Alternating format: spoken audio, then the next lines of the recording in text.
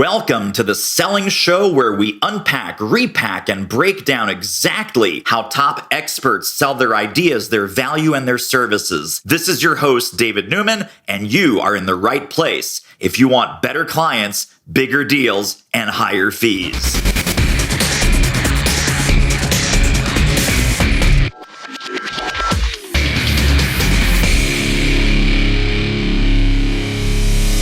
I want to talk about big sales.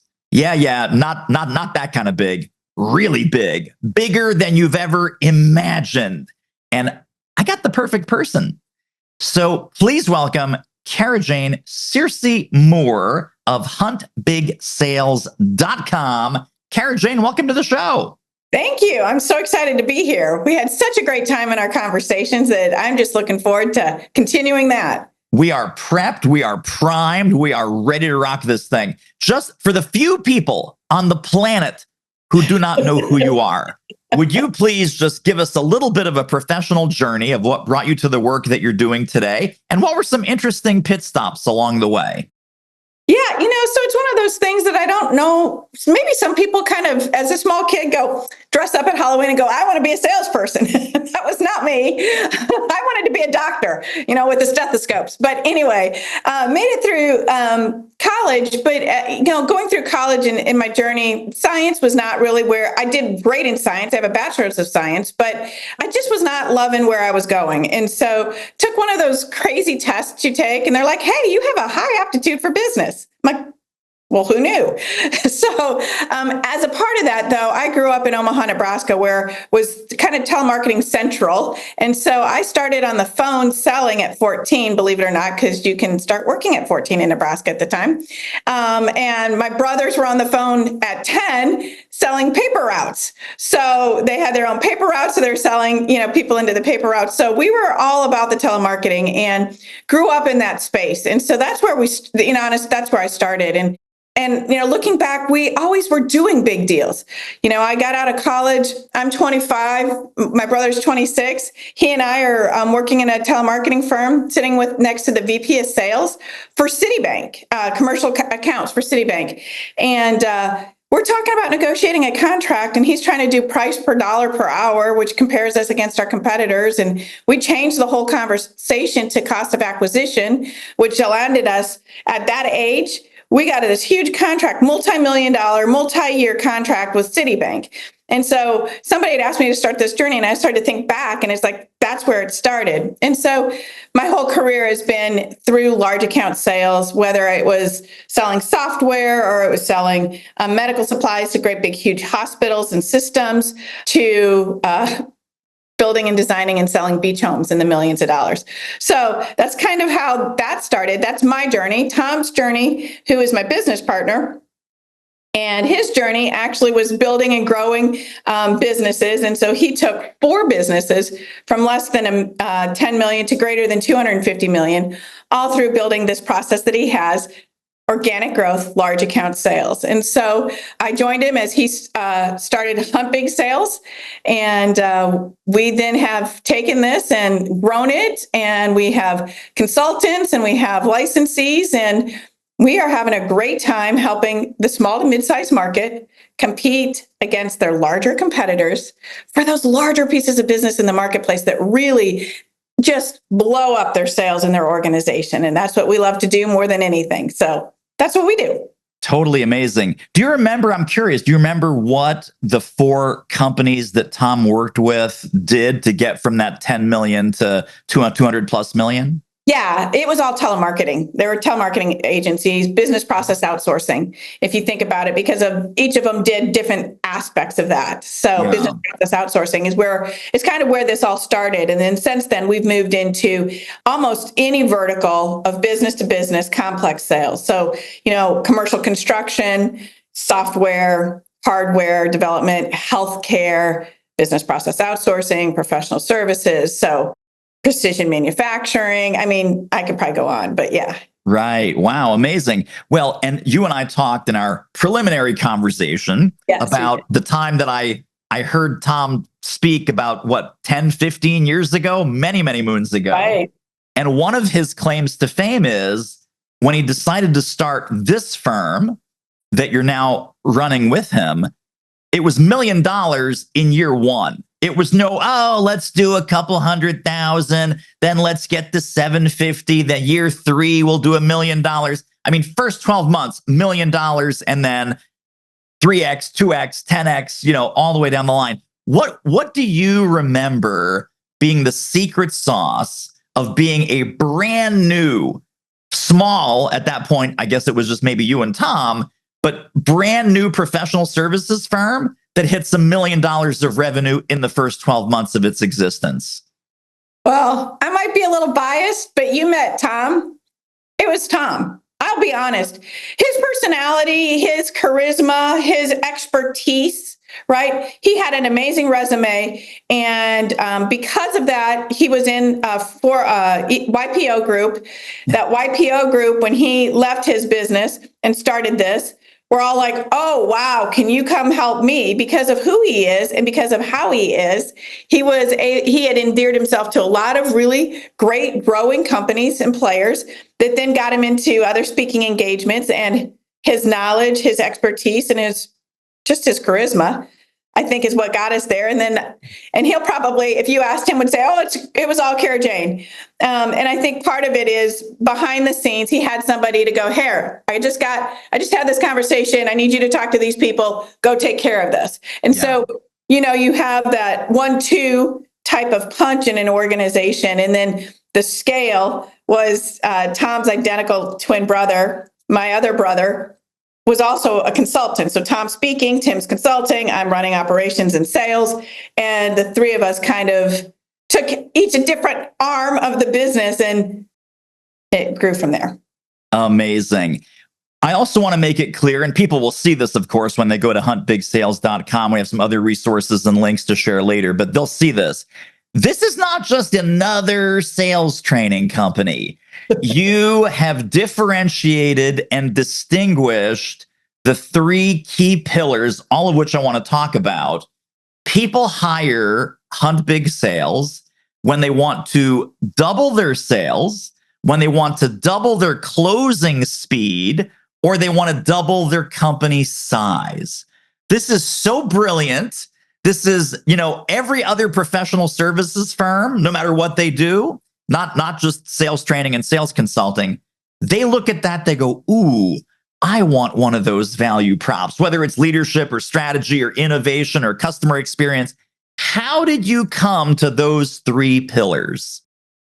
Well, I think realistically, it was like most professional service firms, as you look at the outcomes you're providing for your customers. So Tom had already done it in the companies that he built, but he was running those companies. So when he started working with his friends and other businesses, started to see what it was that we were doing. Some of them were doubling in a very short period of time. Some of them were doubling the size of their sale. So the sale itself doubled, which means they grew exponentially. And some of them, he was just helping them land the largest deal in the history of that business, which then caused that extreme growth. So if you just say you want to grow, well, everybody wants to grow, but there are different ways to grow. And so I think it's just looking at the outcomes that he was providing and we were providing at the time that allowed us to tighten that message down to very clearly, what are people trying to accomplish, and answer that problem. Are you loving this interview as much as I am? Holy smokes. Hey, you know what this reminds me of? There's a fantastic sales book that you got to get your hands on right here, right now. It's called Do It Selling. How do I know it's great? Well, I wrote it and you need to read it. Pop over right now to doitselling.com. Now, back to our interview.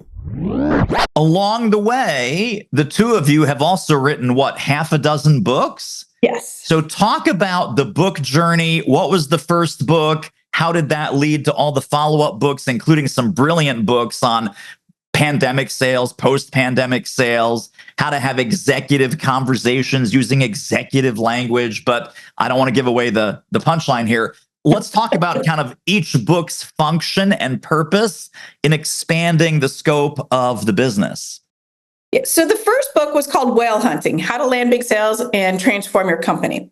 And he did that with Dr. Barbara Weaver Smith, who was a great editor and supporter in the writing of that book. And that book came about, which is really interesting, is he was out in Alaska, I think, traveling for vacation, but he was walking through a museum, and there was an installation and a picture of the Inuit Indians back in like the 1400s hunting whales.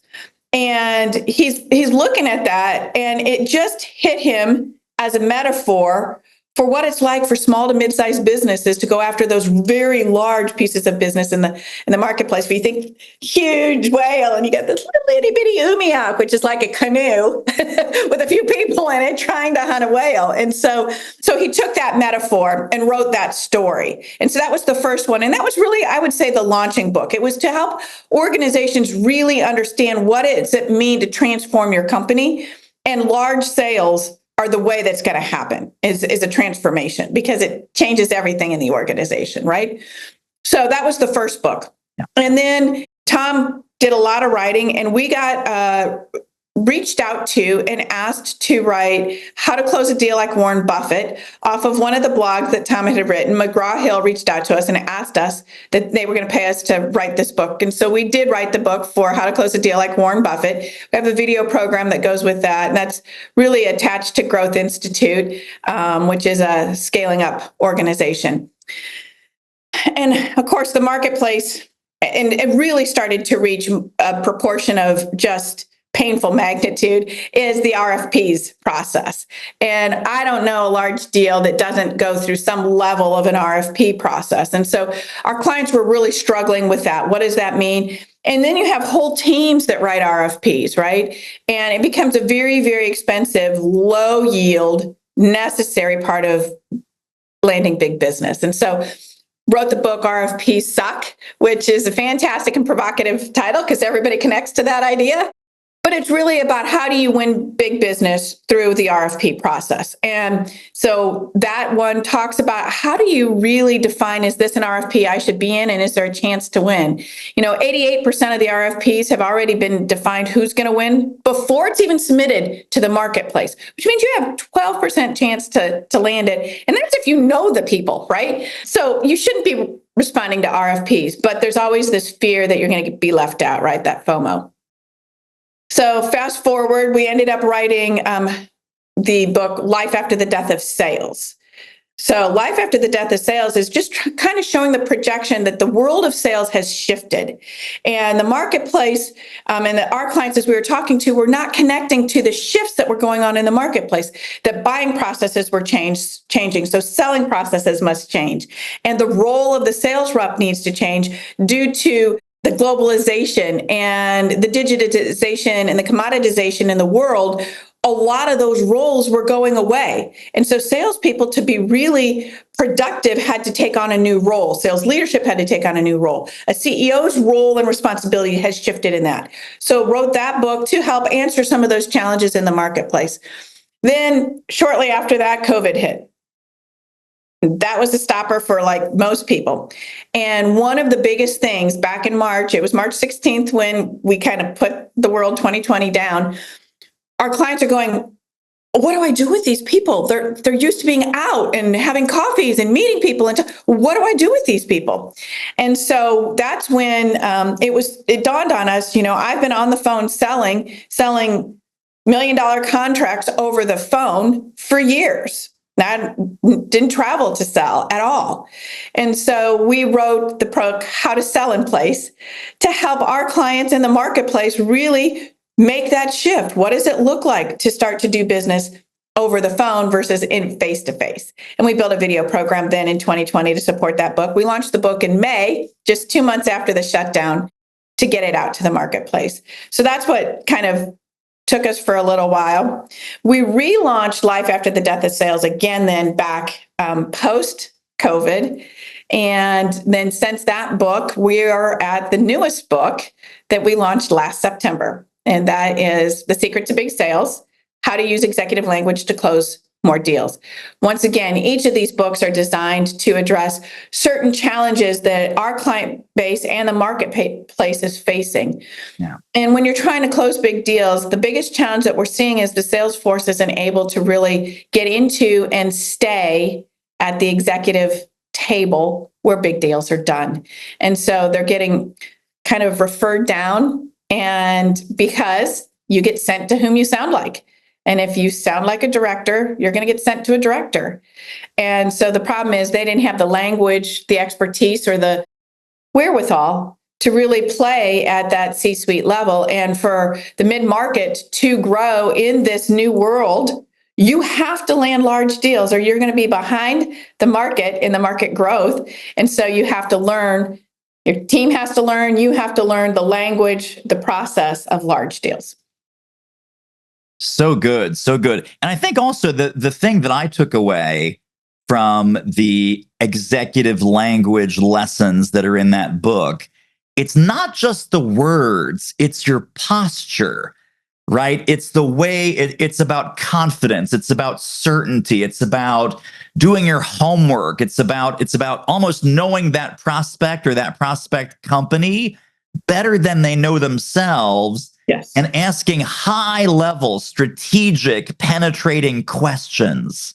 Yes. So a lot of people think, oh, well, I don't have the gift of gab, so I'm not good at sales. Great salespeople do not spend a whole bunch of time talking. Great salespeople spend a lot of time thinking about what to ask and how to ask. Ask a really penetrating, high level, C-suite level question, and then shut your mouth and listen. Yes, it is. And I love the fact that you say, great salespeople don't gab. It's not about a gift to gab, and especially not in today's world. The world did shift. We all know that, but nobody really defines what that means. And one of the key things that means is people don't have time to go have coffee and make new friends. Okay? They don't want to go just talk to people to learn things anymore. Doesn't happen. We all learn and consume information in a whole new way. And so if you want to be effective, to your point, you have to have done your research. You have to know that organization. You also have to know the problem you solve, and you have to know if they have it or not before you ever show up. And in addition to that, then you have to show up as the expert, meaning people only buy that which they have a problem that needs to be solved. So they're going to buy a solution to solve a problem. They're not going to engage a conversation out of curiosity. So you better have a solution to a problem they have. And so that language is about, how do you do that? How do you frame it? What are the questions you ask? You don't go in and say, hey, do you have anything I can help you with? We're not at consultative selling anymore. I want to throw out just a quick question about something that I found very provocative and yet very true when I thought about it for a moment. When you and Tom talk about double your closing speed, a lot of folks, and especially in professional services, they say, well, small little deals close fast, and these big giant deals, they take a very, very long time. When you're solving a small problem that, like you're saying, it's like it might be just insignificant, it might be a number 3 priority. Call me next quarter. Call me in 6 months. Yeah, we talked to you last week, but we decided not to move ahead. You're probably solving a small problem. So talk about this kind of mind shift about if your sales process is too long, you need to solve a bigger problem, not a smaller problem. Yeah. So here's the thing. If you've got a problem, you're not taking a year to figure out how to solve it. Okay. And by the way, if you've got a problem, and so this is where we start to talk about the Prohaska change model and all the different stages in the change model. And realistically, if somebody's already defined that they have a problem, most of the time they've also defined how they want it solved. Okay. So if that's the case, then they're trying to solve it right now. And so the speed is stepping into the conversation, demonstrating that you have the solution to the problem. But how do you know? You ask a few questions, right? What is the urgency by which they need to have a decision made? Not the problem solved, the decision made. Oh, we're going to make that decision next, first of the next year. It's not an immediate problem. It's not a today problem, and it's not a problem they're going to solve today. So they're going to string you out. And when they string you out, what happens to you? Your cost of sale goes up, up, up, and you start to lose profitability. Another thing that people miss in part of that. So is it a today problem? How urgent is it, right? What type of problem is it? What's the frequency, the duration, the issue? Like, how painful is it? How big is it? And is it big enough to get the attention of the C-suite to solve that problem? Really brilliant. Really brilliant. I want to ask a little bit about Hunt Big Sales history, because you and I talked about it, and it's still fascinating, and I think it might still work in some ways. So you would have these open enrollment programs. You would have public, I want to call it a demo or a sample, and it was highly curated, highly selective. I believe it had to be the CEO, the president, or the founder, and they could bring, is it one person, or they could bring two people with them? One or two. One or two. And it was invitation only. It was very exclusive. These were in person. Talk about that as a conversion mechanism. Give us a little bit of kind of how it worked, and then what, if anything, would you do with a similar strategy today? Yeah, so it kind of an executive briefing is what we were calling it. And the purpose of the executive briefing was and it was curated to people who we knew were interested and had the problem. But the ideas, and especially back when you're talking about it, the ideas that we were presenting were so contrary to the way the marketplace was running that there had to be a motivation in them already to make a change instead of because they've done several things in the past. So we had curated what else have they tried to solve this problem that they weren't getting the outcomes that they wanted. So it was an executive briefing, and it was kind of a high level picture of what we do. We actually put them to work in a workshop, right? So that they got to experience it. And a term that is used today, we didn't use it back then, but is we gapped them. We helped them see the big gaps and the big flaws in the logic and the assumption that they were making as they were going to market that were causing them not to get the yield that they were looking for. And so at the end, once you've gapped them, the conversion rate was pretty high. And, they're like, yes, this is what I need, or this is what I need, but we are not prepared for it yet. And those were generally the two answers. And I love we're not prepared for it yet, because they really took it seriously, looked at their business, and tried to figure out what needed to happen. Now, in today's world, we do that through other ways, working with strategic partners and networking, podcasts, speaking engagements for other people who do the gathering of people, because we don't gather people the way we used to. Yeah. And the CEOs don't generally consume information in webinar format. They send somebody to the webinar for them.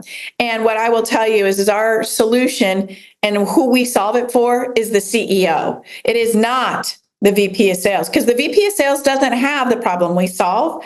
So that's why we did it that way, is you can get executives to come in a room and get a briefing about what's going on in their marketplace and how to solve that. Yeah, for sure. And was that a full day or a half day?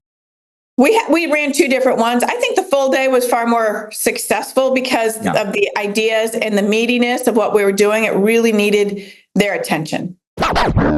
Holy smokes, so much value in this episode. Listen, if you are loving what you're hearing, feel free to download, subscribe, tell a friend, leave a review on Apple Podcasts or wherever you're listening to The Selling Show. Now, back to the interview.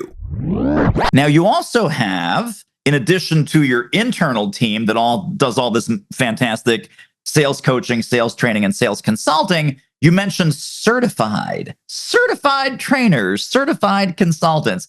Tell us about how that program launched and what was the impetus of it, and give us kind of the sizzle reel on the certification program of you certifying other sales trainers and sales coaches in your methodology. Yeah, so the impetus was we were going upstream because we were getting access to organizations that were much larger than our target filter.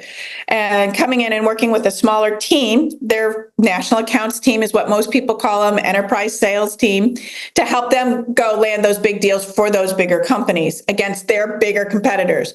So when doing that, those types of organizations have their own training, inside training people. Oftentimes, they are trying to figure out a sustainability fashion to keep their salespeople there, but to keep them trained and capable. And so when we went to install that type of program, they kind of all went, it would be really helpful if we had our trainer trained in this so we can sustain it instead of, well, paying you every year to sustain it. So that's where that started, to be honest and candid. That's where that became is we started training the trainer, right? So it was a train the trainer program for some of the larger organizations. But at the same time, we were sold out. So I would have people who wanted to come to a program or speak with one of our consultants, which were Tom or Tim at the time. And I'm like, yeah, we're booked out. I can talk to you next quarter or 2 quarters from now. We can look at starting next fall. And as you can anticipate, people are not willing to wait to solve that problem. So that's where we started to work with people that were familiar with what we've done. They'd maybe sold their company. And so they're like bored in retirement and like, well, I'd love the idea of being a consultant. So then we started to train some consultants at that point in time to support what we were selling because we were sold out on a regular basis. And so that's how that started. Then we decided, because we had a bottleneck in the sales side of the house and in reaching people, that we would go to licensing. But we did that right before COVID. And COVID ended everything because all of our stuff was meant to be delivered live, not delivered remotely, et cetera. So we had to go back, retool, reset, restructure, and came back with some of our consultants from previous post-COVID who are working with us at this point in time. But they're certified consultants to actually do the work. There's a lot of nuances to how do you can look at the tools, but you got to understand what does good look like versus what's first level response. And when you get a group of people in the room, it's going to take a little while, whether it's on the phone or whatever, to really get to the level 2 or level 3, the deeper answers that actually make the difference in the outcomes. Right. It's the be like Carajane, be like Tom, be like Tim, right? It's not just the words. It's not just the, can you read out of the workbook and lead the exercises? It's the way of being is level 2, level 3. Yeah, absolutely. So very interesting. So initially certifying in-house client, learning and development professional, training manager, internal trainer. And then that spilled over into, hey, there's entrepreneurial consultants who may want to install this in their set of offerings. Right. Do you also then, because you have spillover and presumably you're getting the calls, do you then subcontract some of the certified people to do some of your delivery? That's exactly what we do today. We have contractors in the US, so they're certified contractors. And so we sell and I subcontract the delivery, but it's still my client. And we're still involved in, the account management of it, the billing of it, and then the quarterly reviews, just to make sure everybody's happy. And whenever you have other people deliver your stuff, you just have to, for the client's sake, for the market's sake, maintain a level of consistency and quality. Yeah. And so that's how we do that here. So that can be scary for the folks that are listening to the audio and not watching the video. I just made kind of a scary face when Carajane said that. How did you get over that fear that we're giving weapons to children? We're going to have to be super selective with who we certify. This is not, and again, no disrespect, this is not John Maxwell, where any warm body with a check can be John Maxwell certified, because it is your corporate reputation. It is your personal reputation. It is your brand reputation. When people see this is a Hunt Big Sales certified program, that trainer sucks. Well, now, Houston, we have a problem. How did you overcome all of the fear and hesitation around that possibility? Well, we talked to a few people who had done it before us to understand a little bit about what does that look like? What does that mean? And what do you have to be able to do? And so part of it is, how do you train and how do you select? Selecting is the biggest part of anything, just like it is in your own sales team, right? Just like it is in your own hiring team. Even though I'm not hiring them as employees, they are an ambassador of the brand. And so we are very, very tight. And there's a regimen of interviews and a list of qualifications necessary to be able to be considered to be a certified consultant. And then to be a certified consultant, you have to go through 6 months of working through deals and training and that type of thing before you're allowed to train on your own. Because once again, even if you have experience, even if you've sold large deals, our philosophy, our approach works a particular way because it's a particular way. It's not because I just thought about this one idea and let's take one of these 10 tools and that's going to be it because that's my tool. The promise is greater than that. And so the delivery has to match the promise. For sure. Absolutely. Let me ask you about productization, because it sounds like some of the business is highly productized and highly scalable, and some is still, bespoke, handcrafted, completely tailored, personalized, etc. What was your journey around productizing, and is that something that's important to you now going into the future? 100%, and even more so probably than what it was. The reason why we productized it is because it was all bespoke. Everything we did was bespoke. It came out of Tom's head, which was fantastic. And then it came out of Tom's and Tim's head, which was fantastic, but it wasn't replicable.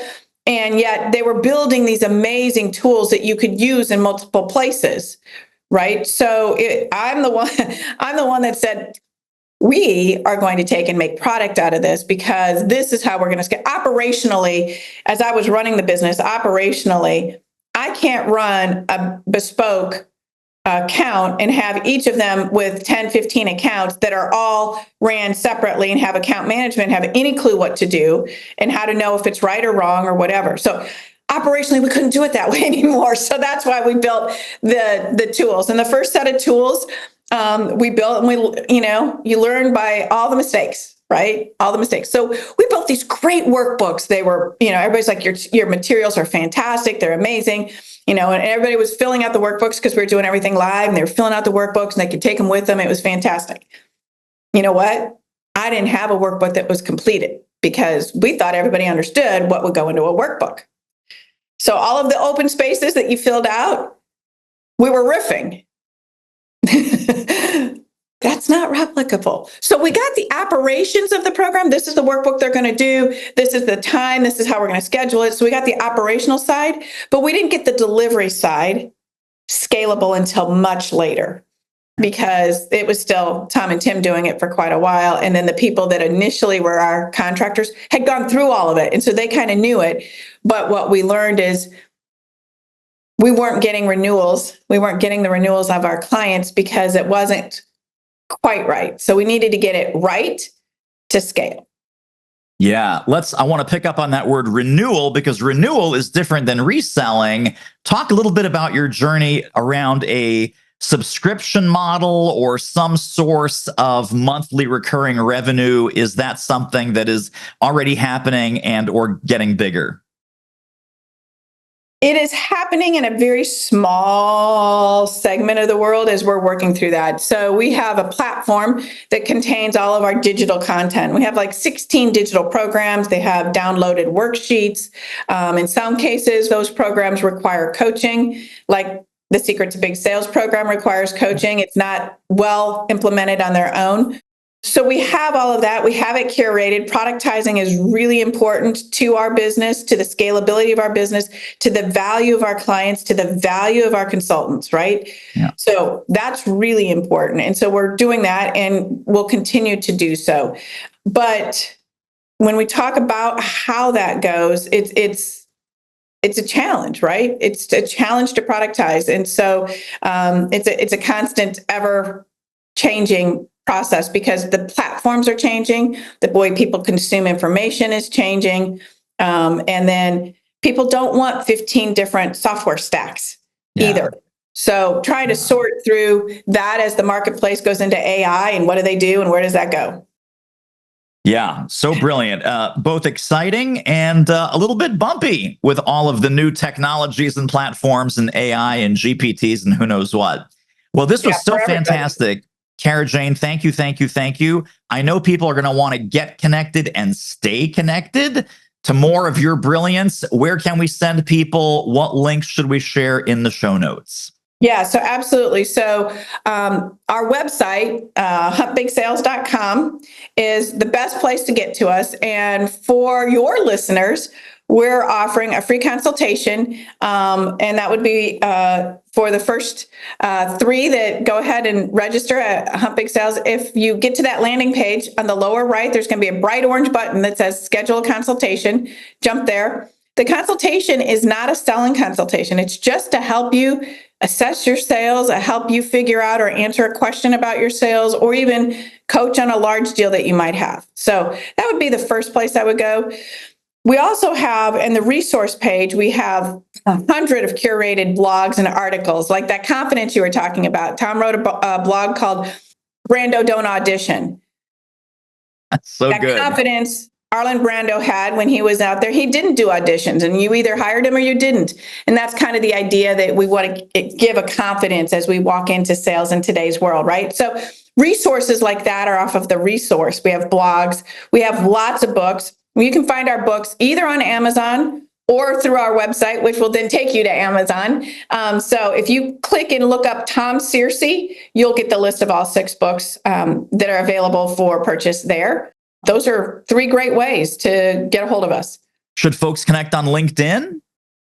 LinkedIn is always a great place. We've got a lot of content that we put out on LinkedIn. So you've got Carajane, Searcy Moore on LinkedIn, and Tom Searcy and Hunt Big Sales on LinkedIn.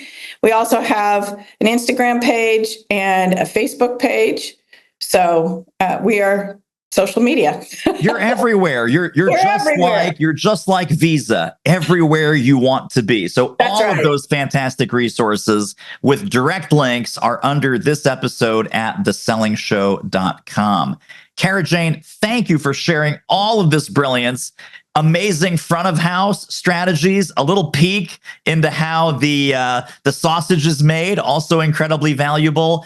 And so I would encourage folks, if you're running a firm of any significant size and you want to do the 3 things, that's right. What are they? You want to double your sales, you want to double your closing speed, or you want to double your company size. Do take advantage. The first 3 folks will get that free consultation, and the link for that, again, in the show notes. Carajane, thank you again. What a wonderful interview. Thank you. It's great being here. I appreciate it. And that wraps up another episode of The Selling Show. Hey, tell you what, if you like us, rate us and review us on Apple Podcasts, subscribe, tell a friend, go grab the notes and downloads and extras at thesellingshow.com. See you next time.